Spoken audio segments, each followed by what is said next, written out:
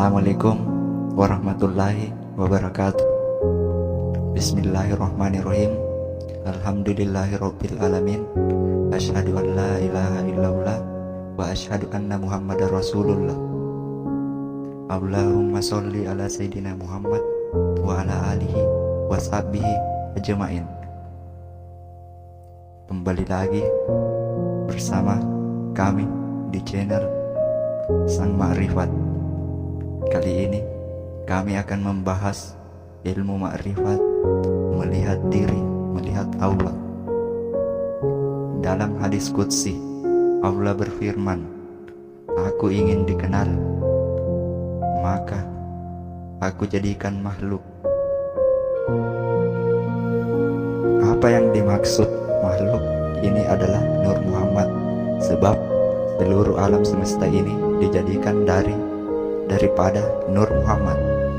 Nur Muhammad adalah yang pertama kali diciptakan oleh Allah dari Nur Zatnya. Firman Allah melalui hadis qudsi yang menyatakan bahwa insan itu rahasiaku, rahasiaku itu rahasianya, rahasianya itu sifatku, dan sifatku bukan lain daripada diriku. Cara termudah untuk mengenalnya adalah dengan melihat dan mengenali rahasianya, yaitu diri kita sendiri. Para arif billah berkata, barang siapa mengenal dirinya, maka ia akan mengenal Tuhannya. Siapa yang mengenal akan Tuhannya, binasalah jasadnya.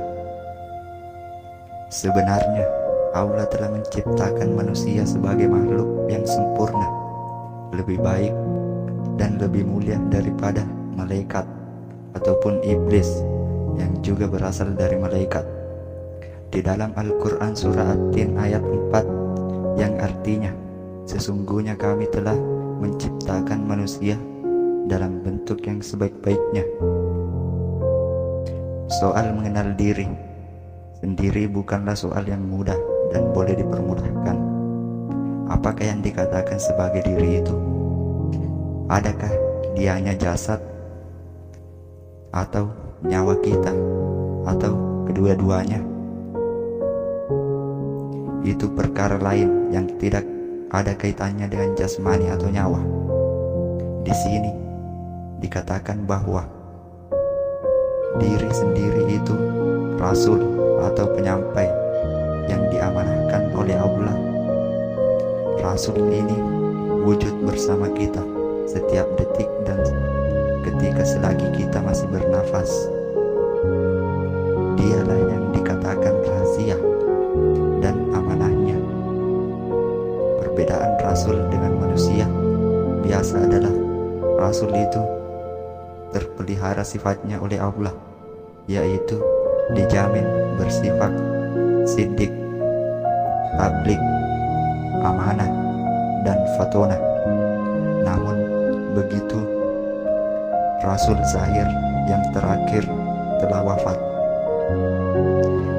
Pada hakikatnya tiada seorang pun manusia yang ada di dunia sekarang ini berupaya menggambarkan manusia yang bernama Muhammad bin Abdullah itu dengan tepat.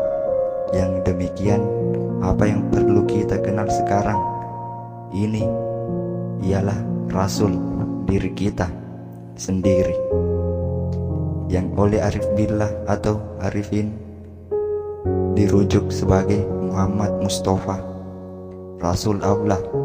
Rasul ini juga disebut sebagai Rasul batin dan disebut juga sebagai ruh atau nyawa. Tugas Rasul ialah menyampaikan amanah, yaitu hak Allah yang diamanahkan kepada Rasul itu, dan tugas yang menerima amanah pula ialah memulangkan amanah kepada yang mempunyai amanah, yaitu Zat wajibul wujud itu sendiri. Firman Allah dalam surah An-Nisa ayat 58 yang artinya, sesungguhnya Allah menyuruhmu menyampaikan amanah kepada yang berhak menerimanya. Dalam menawarkan tugas yang sangat berat ini, sebelumnya diri yang mempunyai zat atau zatul hak dalam rangka untuk memperkenalkan dirinya, dia menyerahkan rahasia dirinya kepada Nur Muhammad atau manusia.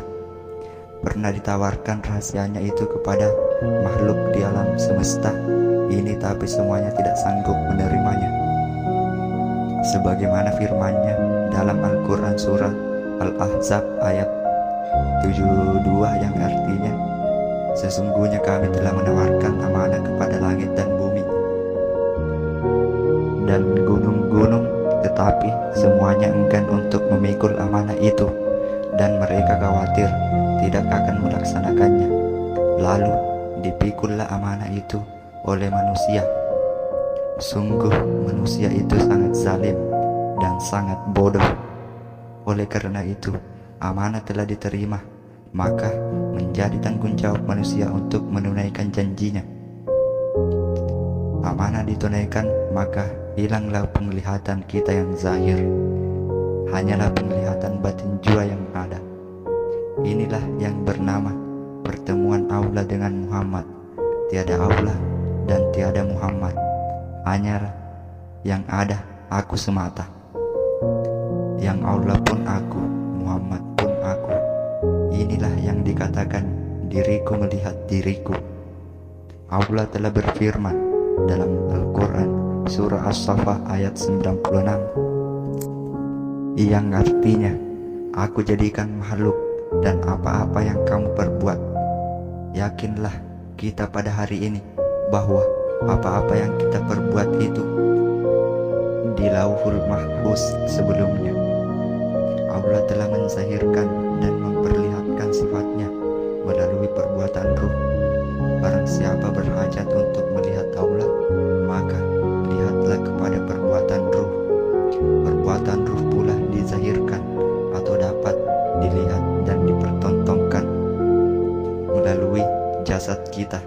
Oleh karena itu, barang siapa yang berhajat untuk melihat roh, maka lihatlah perbuatan kita. Terlihat perbuatan kita, maka terlihatlah roh. Bila mana terlihat roh, maka terpandanglah Allah Ta'ala. Terlihat seumpama jasad yang berbuat, namun pada hakikatnya rohlah yang berbuat. Cukup sekian yang sempat saya sampaikan. Lebih dan kurangnya mohon dimaafkan. Wabillahi taufiq wal hidayah. Assalamualaikum warahmatullahi wabarakatuh.